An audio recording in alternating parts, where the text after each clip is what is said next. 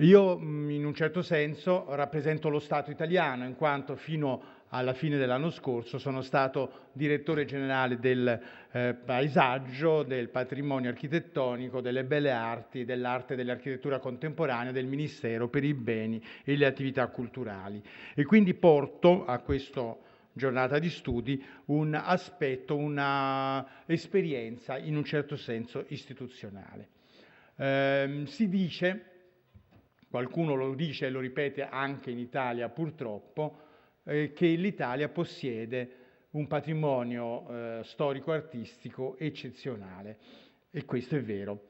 Ma qualcuno, non conoscendo i dati, si azzarda a dire che l'Italia possiede il 20, il 30, il 40%, il 50% del patrimonio culturale mondiale. E questa è assolutamente una bugia, una favola bella che ci piacerebbe che fosse vera, ma che in realtà non è minimamente vera, per il semplice fatto che nessuno si è mai dato la pena di contare quanto sia numericamente il patrimonio culturale mondiale. E quindi come si fa a dire che l'Italia possiede il 40, il 30, il 60%? È una favola. Ma l'Italia possiede, e questo è vero, un patrimonio estremamente stratificato, dalla più remota antichità, dalla più remota preistoria fino all'età contemporanea. In Italia si è prodotta arte continuamente e grazie al cielo questa arte è stata anche abbastanza ben conservata. Dalle discussioni, dalle presentazioni che abbiamo visto oggi, abbiamo potuto apprezzare quanto gli stati preunitari italiani si siano dati da fare, lo Stato Pontificio, il Regno di Napoli, dopo le scoperte dei Borbone e Pompei ed Ercolano, il Granducato di Toscana, la Repubblica di Venezia e così via. Ogni Stato italiano ha elaborato delle leggi per conservare al meglio e mantenere all'interno dei confini degli Stati questo immenso patrimonio. Patrimonio che ha subito delle depauperazioni, degli spogli, delle rovine, ma in misura in verità molto più limitata che il resto d'Europa. Noi possiamo contare due eventi catastrofici nella storia della cultura italiana, che sono stati il sacco di Roma e il sacco di Mantova, a un secolo di distanza uno dall'altro, e poi le requisizioni napoleoniche di cui si è parlato oggi. Ma io rispetto a questi episodi non sono tanto pessimista. Il sacco di Roma del 1527, operato dalle armate di Carlo V, i famosi lanzichenetti, è stata in realtà una grande occasione di disseminazione della cultura italiana nel mondo. Perché un paese produce cultura? Non certo per tenerselo chiuso nei propri confini. La nostra gioia, la nostra volontà è che la cultura italiana venga diffusa nel mondo e venga conosciuta. E questo sicuramente nel male del sacco di Roma è stato un grandissimo effetto positivo.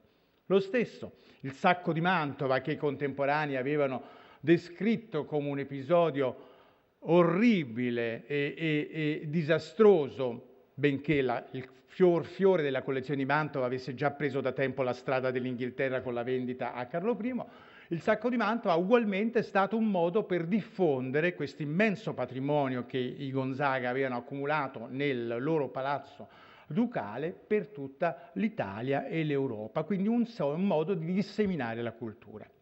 Ci sono state poi le requisizioni napoleoniche in virtù dei due disastrosi trattati di Bologna, di Campoformio e così via. Ma anche quello noi sappiamo che poi in realtà è stata un'operazione che ha avuto un felice ritorno, in quanto grazie all'opera di Canova, commissario degli Stati italiani al Congresso di Versailles e al Congresso di Vienna, buona parte delle opere, la maggior parte, le più importanti, quelle che oggi vedevamo nelle diapositive, dalla trasfigurazione di Raffaello ai cavalli di San Marco, sono tornate in Italia. Qualcosa è rimasto in Francia, ma non le cose fondamentali. Quindi il patrimonio italiano è un patrimonio che è sopravvissuto bene. L'Italia, grazie al cielo, non ha conosciuto le guerre di religione che hanno insanguinato il centro Europa e la Germania, provocando distruzioni inaudite del patrimonio storico-artistico, non ha avuto la guerra civile spagnola, non ha avuto nelle sue forme più estreme la rivoluzione francese, ovviamente. E quindi il patrimonio si era abbastanza conservato fino alle leggi della dispersione del patrimonio ecclesiastico, che quelle sì sono state un elemento di grave sconvolgimento, ma non sono state le leggi di dispersione del patrimonio ecclesiastico, opera solo dello Stato unitario sabaudo, le famose leggi eversive degli anni 70, le leggi Siccardi e così via, ma era un'operazione che era già cominciata, per esempio, in Toscana, nel Granducato di Toscana, con le riforme lorenesi. Ma anche qui noi dobbiamo vedere un aspetto negativo ed un aspetto positivo. Le leggi di soppressione degli ordini religiosi e della dispersione del patrimonio ecclesiastico conseguente hanno immesso su un mercato che purtroppo era spesso un mercato antiquario un'immensa quantità di opere d'arte e hanno rimesso anche nel circuito finanziario dei beni e delle proprietà che assolutamente erano immobilizzati e che facevano sì che l'economia italiana fosse un'economia asfittica. Ma ciò che caratterizza, a mio parere e alla luce della mia grande e soprattutto lunga esperienza nell'ambito della conservazione del patrimonio culturale, è il concetto di patrimonio culturale italiano che lo rende in un certo senso atipico. Giustamente qualcuno stamattina faceva notare, ed era stato in particolare Balzani, che quando si parlava della legge, della emanazione della legge del 909, si ribadiva il concetto alla latina giuridico di cosa, la res della legislazione romana, del diritto romano, le cose di interesse storico, artistico e culturale. Le cose di interesse storico-artistico in Italia sono intese con una accezione piuttosto ampia, non come beni isolati, come oggetti isolati, ma inseriti in un contesto vitale all'intorno. Questa è, a mio parere, l'assoluta peculiarità della cultura italiana. Non esistono opere di prima grandezza e opere di rango inferiore. Tutto contribuisce alla cultura. Tutto ha lo stesso rango. La trasfigurazione di Raffaello o l'Assunta di Tiziano valgono quanto un'opera di uno pittore qualunque del Cinquecento che però in un determinato contesto era particolarmente importante e significativo. Questo la cultura italiana ha sempre tenuto a ribadire, sia con le leggi di tutela, sia con le azioni della tutela. In questi ultimi anni, invece, purtroppo, abbiamo assistito a un veloce tentativo di cambiare le leggi di tutela fino ad arrivare al codice attuale. Avevamo una legge del 1939 che era la figlia diretta della legge del 909, che era una legge estremamente statalista, accentratrice, che parlava di nuovo di cose. Ora noi parliamo di beni culturali. E la differenza è una differenza non solo di lessico, ma di concetto. Perché mentre la cosa è qualcosa che è immanente e che non può cambiare, il bene è qualcosa che ha un valore monetario. Cioè alla cultura si tende a dare oggi in Italia un valore di monetizzazione, cosa a mio parere non estremamente positiva. E poi, mentre fino a pochi anni fa lo Stato manteneva tutte le prerogative e i poteri nell'ambito della cultura, si è arrivati invece recentemente a una modifica del titolo V della Costituzione che ha separato il concetto di tutela dal concetto di valorizzazione, mantenendo allo Stato, in capo allo Stato e per esso alle soprintendenze che sono gli organi operativi dell'amministrazione, i poteri della tutela, ma attribuendo invece agli enti locali e alle regioni i poteri della valorizzazione. Mentre poi si faceva questo, in realtà il Ministero istituiva una direzione generale per la valorizzazione che tentava di riprendere un poco ciò che era stato delegato agli enti locali. È evidente che la divisione è un escamotage all'italiana, cioè un tentativo di trovare una soluzione, perché com'è possibile che esista una valorizzazione dei beni culturali che non tenga conto della tutela. E com'è possibile fare valorizzazione senza applicare nello stesso tempo la tutela? Se io restauro un'opera d'arte, immediatamente opero un intervento di tutela e di conservazione, anche se il restauro e la valorizzazione dovrebbero poi essere affidati a altri attori.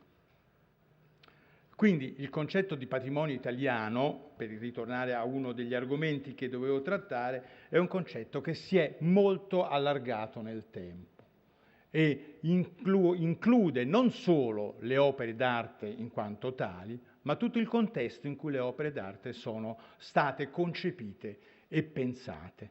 Un nostro castello, un palazzo in un centro storico, una chiesa, per parlare di monumenti, non potrebbero vivere senza il contesto in cui sono inserite. È uno sbaglio enorme, è stato quello di certi movimenti culturali che a cavallo del Novecento o nella prima metà del Novecento hanno portato per esempio all'isolamento di determinati monumenti nel tentativo di valorizzarli maggiormente, non capendo quanto il rapporto tra il grande monumento e il tessuto urbano minore sia fondamentale per la esatta comprensione dei suoi valori culturali e del suo portato.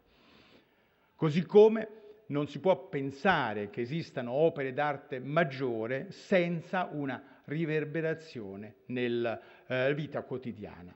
Si è inaugurata l'altro ieri a Roma, una bellissima mostra di Madonne rinascimentali recentemente restaurate dall'Opificio delle Pietre Dure al Quirinale, Madonne in stucco, opera in terracotta o in marmo, opera di grandi autori, Brunelleschi, Ghiberti, Donatello, che sono state poi i prototipi per una produzione seriale, parliamo della Firenze del 400, produzione seriale che raggiungeva tutte le case dei cittadini fiorentini.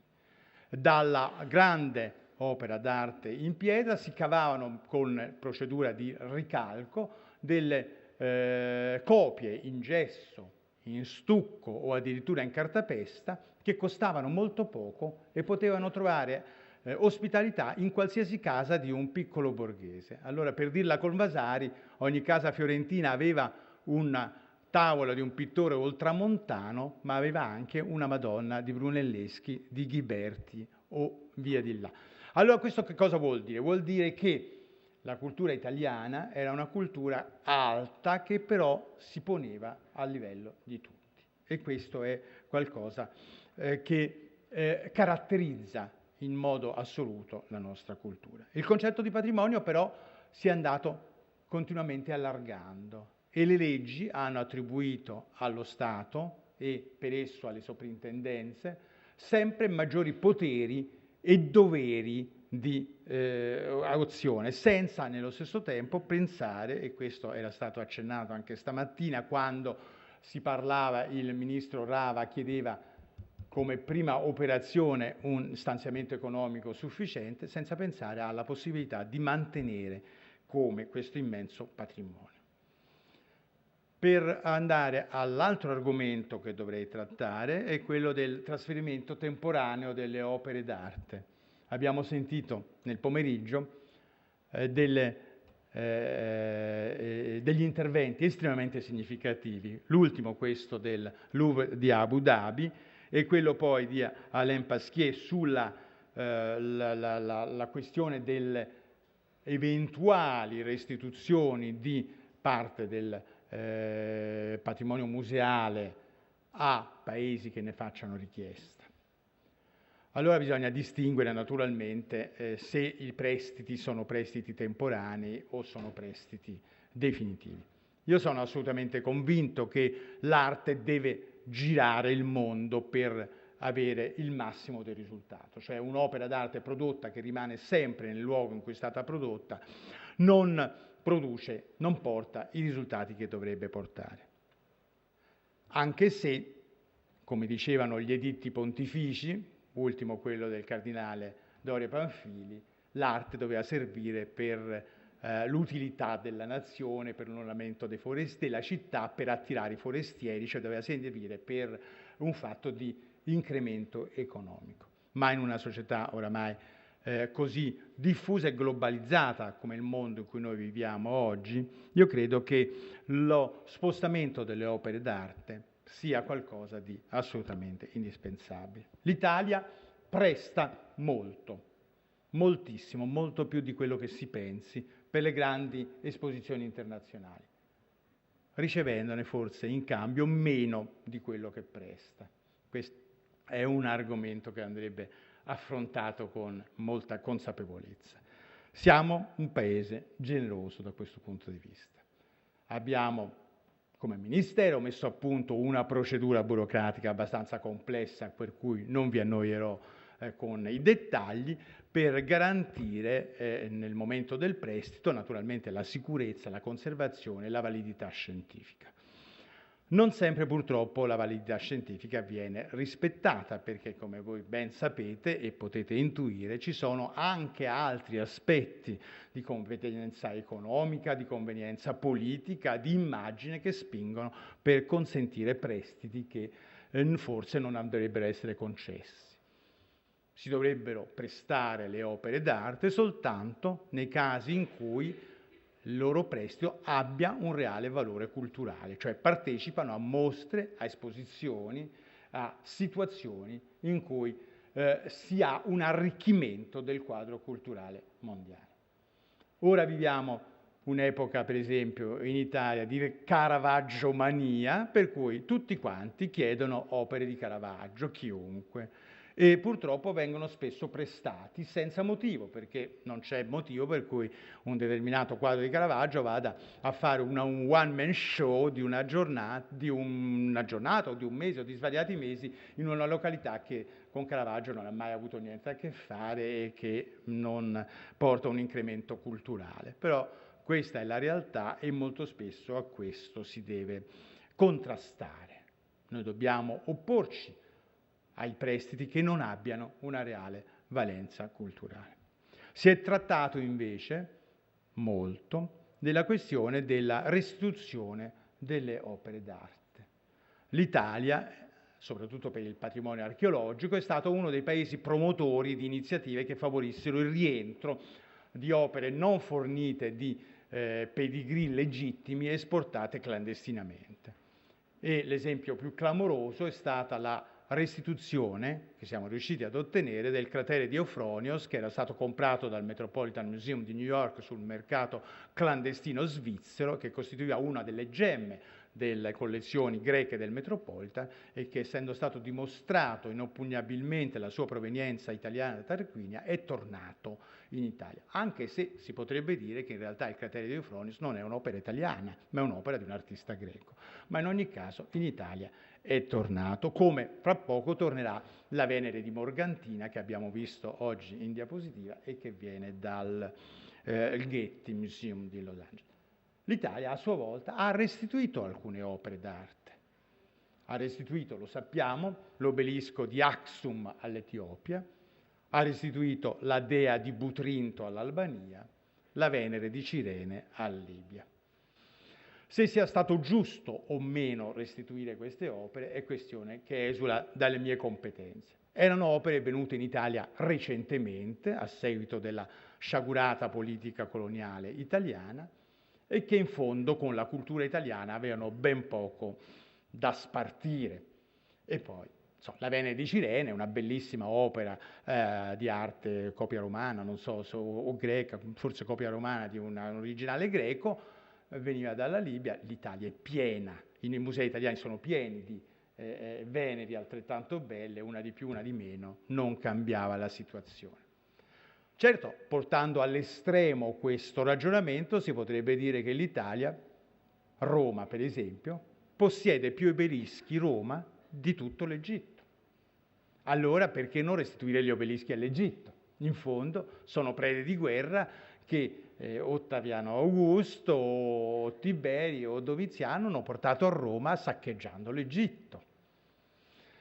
È un discorso molto molto complesso e difficile e sul quale non voglio entrare più di tanto. Certo, ci possono essere delle questioni di opportunità politica o di savoir-faire internazionale oppure il riconoscimento di un immenso valore simbolico per un determinato paese di una determinata opera d'arte.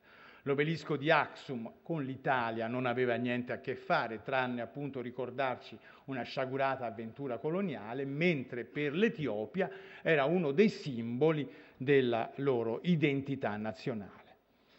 Io sono stato ad Aksum in Etiopia quando si trattava della restituzione dell'obelisco e ho visto la situazione del sito archeologico, dove molti altri obelischi esistono, sono molti frammentati e in terra,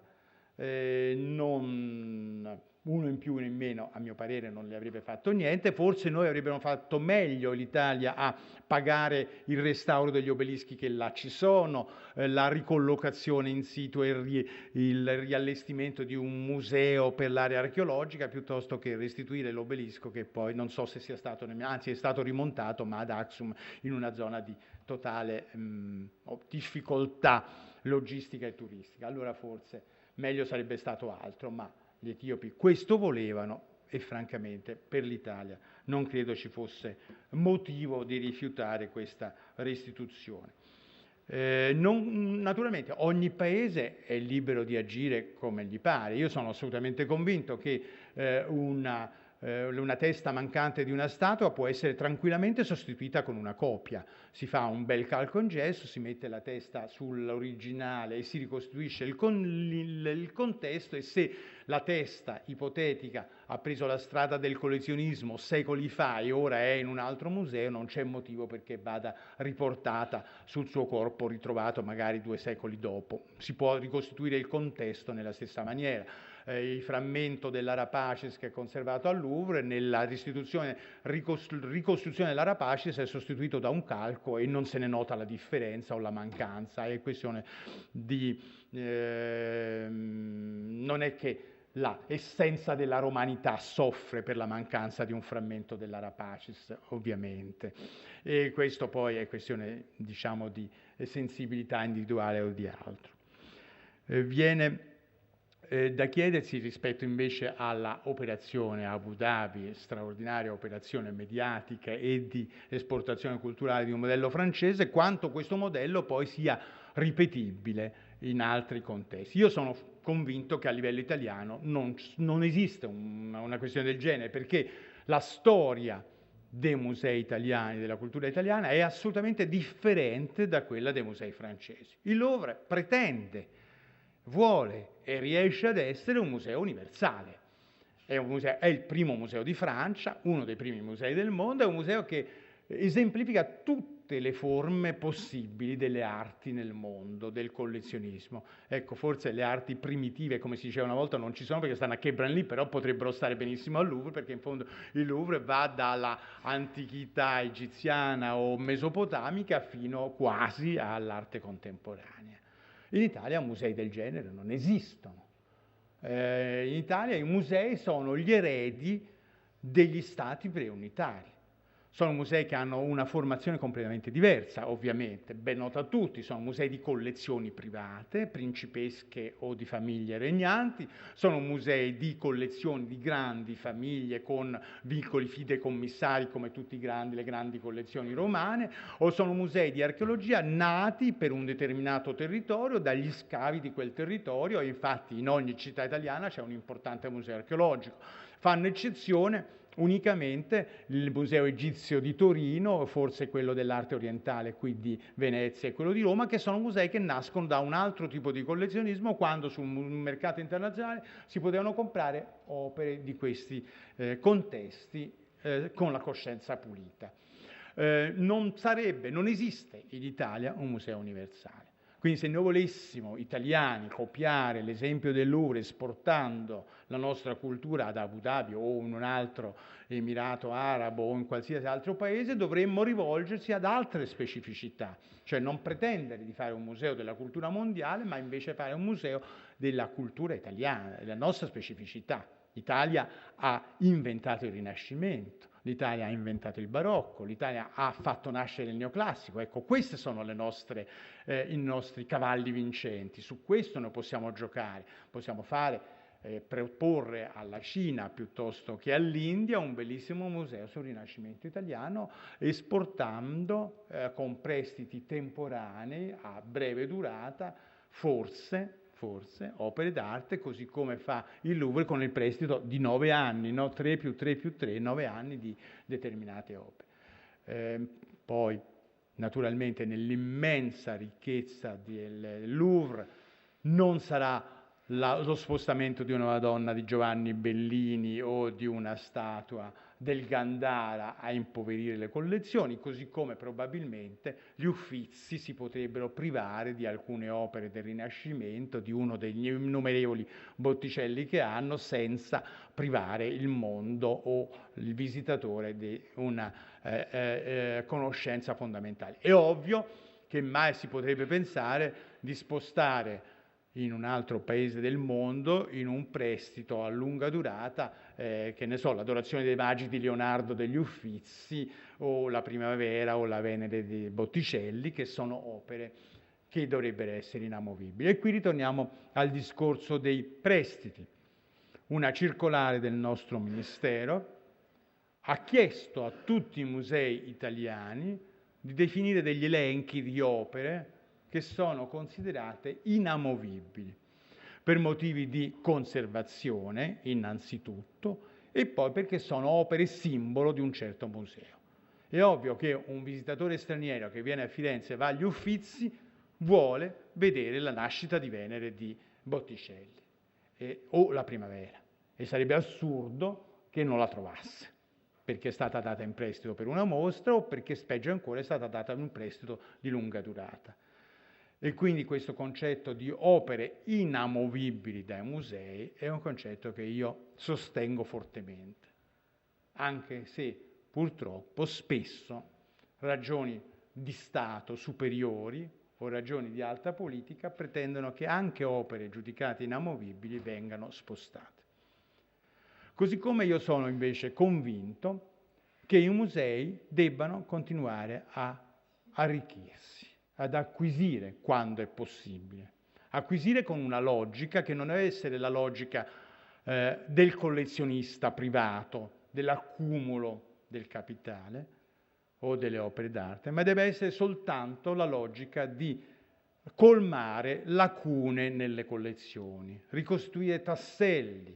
Quando un museo possiede un politico a cui manca uno scomparto della predella e quella predella compare sul mercato, lo Stato deve comprare. Lo Stato italiano compra poco, ma compra.